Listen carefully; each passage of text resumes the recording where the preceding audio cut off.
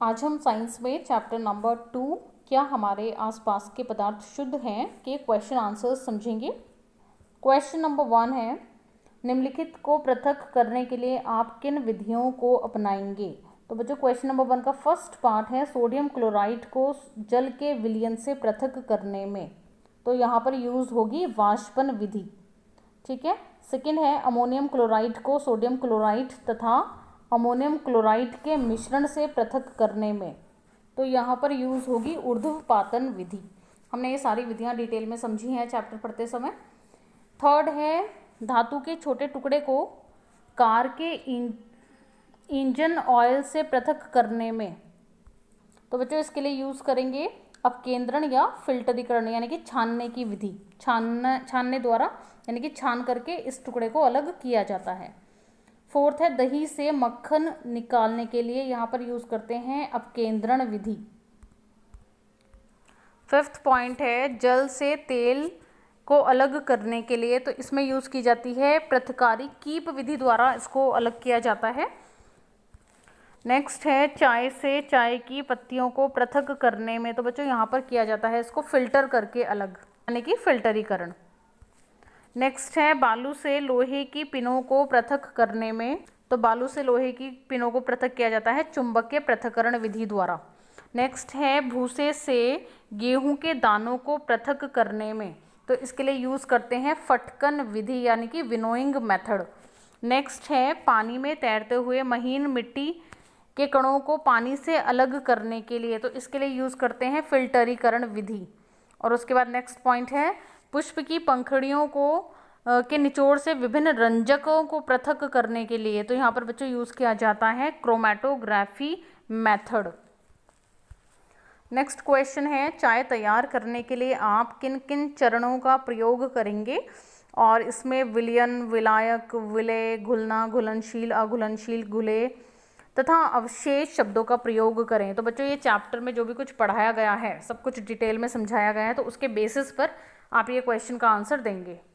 Question number 3 है कि प्रज्ञा ने 3 अलग अलग पदार्थों की घुलनशीलताओं को विभिन्न तापमान पर जांचा तथा निम्न दिए हुए आंकड़ों को प्राप्त किया।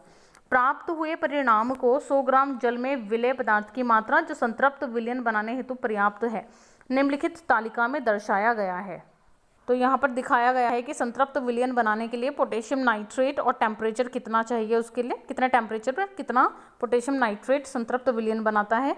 सिमिलरली यहाँ पर टेम्परेचर्स को वेरी किया है, और इस इधर की side sodium chloride, potassium chloride और अमोनियम क्लोराइड, इन सब की सांद्रता यहाँ पर दी हुई है कि संतृप्त विलयन बनाने के लिए इनकी कितनी मात्रा पर्याप्त है। क्वेश्चन नंबर 1 है 50 ग्राम जल में 313 केल्विन पर पोटेशियम नाइट्रेट के संतृप्त विलयन को प्राप्त करने हेतु कितने ग्राम पोटेशियम नाइट्रेट की आवश्यकता होगी। अब क्योंकि यहाँ पर जो हमें दिया हुआ है क्वांटिटी वो 100 ग्राम जल में है, ठीक है। अब 313 पर पोटेशियम नाइट्रेट की जो मात्रा है वो 100 ग्राम जल में है, कितने 62 ग्राम, और यहाँ पर पूछा गया है 50 ग्राम जल में, तो अगर 100 ग्राम में 62 है तो 100 का जस्ट हाफ यानी कि 50 में कितना होगा, 62 का जस्ट हाफ यानी कि कितना 31 ग्राम। सेकेंड क्वेश्चन है प्रज्ञा 353 केल्विन पर पोटेशियम क्लोराइड का एक संतृप्त विलयन तैयार करती है। विलयन को कमरे के तापमान पर ठंडा होने के लिए छोड़ देती है। जब विलयन ठंडा होगा तो क्या अवलोकित करेगी, यानी कि जब विलयन ठंडा होगा तो उसमें क्या क्या चेंजेस आएंगे। तो बच्चों विलायक जितना गर्म होता है उसमें घोले जाने वाले विलय की मात्रा उतनी ही ज़्यादा होती है, और जैसे जैसे विलायक ठंडा होता है यानी कि जो विलयन होता है वो ठंडा हो जाता है, तो क्या होता है उसके बाद कि नीचे क्रिस्टल्स बैठ जाते हैं अगर उसमें घोले गए विलय की मात्रा ज़्यादा है तो। अब अगर टेम्परेचर कम करेंगे किसी विलयन का, क्योंकि टेम्परेचर ज़्यादा पर यदि हम कोई चीज़ घोलते हैं और उसी को कम टेम्परेचर पर देखा जाएगा तो ऑब्वियसली उसका जो विलय है उसकी मात्रा अब यहाँ पर क्या बन जाएगी, क्रिस्टल बन जाएगी। ठीक है, यहाँ पर इस क्वेश्चन में जो पूछा गया है कि जब विलयन ठंडा होगा तो क्या अवलोकित करेगी, तो उसमें जो है विलयन में क्रिस्टल्स मिलेंगे। नेक्स्ट क्वेश्चन है 293 केल्विन पर प्रत्येक लवण की घुलनशीलता का परिकलन करें। इस तापमान का कौन सा लवण सबसे अधिक घुलनशील होगा। तो यहाँ पर हम हर एक लवण की घुलनशीलता का परिकलन करेंगे। सबसे पहले हम करेंगे यहाँ पर पोटेशियम नाइट्रेट का, और कितने टेम्परेचर पर, 293 केल्विन पर। ठीक है, अब 293 केल्विन पर पोटेशियम नाइट्रेट कितना है, 32 ग्राम। ठीक है, और 100 ग्राम क्या है, जल है। तो जब इन दोनों को जोड़ दिया जाएगा तो कितना आएगा, 100 + 30 यानी कि 132। ठीक है, तो विलयन की मात्रा आएगी 132, क्योंकि यहाँ पर विलय है 32 ग्राम और विलायक है 100 ग्राम। तो यहाँ पर हम विलयता निकालेंगे पोटेशियम नाइट्रेट की, तो आएगी क्योंकि विलय 32 ग्राम है और टोटल जो विलयन है वो है 132 ग्राम, क्योंकि दोनों को जोड़ दिया जाता है तभी विलयन की मात्रा आती है। ठीक है, और क्योंकि परसेंटेज निकालना है तो 100 से करेंगे मल्टीप्लाई, और इसको सॉल्व करा तो हमें मिला यहाँ पर 24.2%। ठीक है, सिमिलरली हम इसका सेकेंड पार्ट करेंगे, यानी कि सोडियम क्लोराइड की विलयता निकालेंगे। तो आएगा 36 विलय है और 100 है विलायक, तो 100 + 36 यानी कि 136। ठीक है, टोटल विलयन की क्वांटिटी हो गई। तो ऐसे ही हम इसकी यहाँ पर विलयता निकालेंगे, और उसके बाद पोटेशियम क्लोराइड और अमोनियम क्लोराइड की भी विलयता इसी मेथड से निकालेंगे।